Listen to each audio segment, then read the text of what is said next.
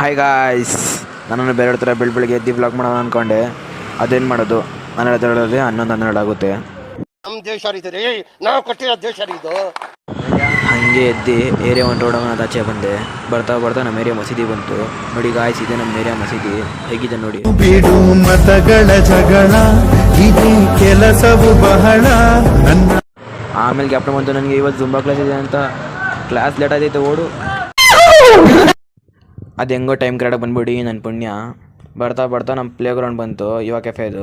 ನೋಡಿ ಫ್ರೆಂಡ್ಸ್, ಇದೆ ನಮ್ಮ ಪ್ಲೇ ಗ್ರೌಂಡು. ಬನ್ನಿ ಸೈನ್ ಮಾಡಿಬಿಟ್ಟು ಜುಂಬಾ ಕ್ಲಾಸ್ಗೆ ಹೋಗೋಣ. ಸೈನ್ ಮಾಡಿಬಿಟ್ಟು ಒಳಗಡೆ ಹೋಗಬೇಕು, ಇಲ್ಲಾಂದರೆ ಈ ವಾಚ್ಮ್ಯಾನ್ ಅಂಕಲ್ ನಮ್ಗೆ ಬಿಡಲ್ಲ, ಅದು ನಾವು ಹೋಗಲ್ಲ.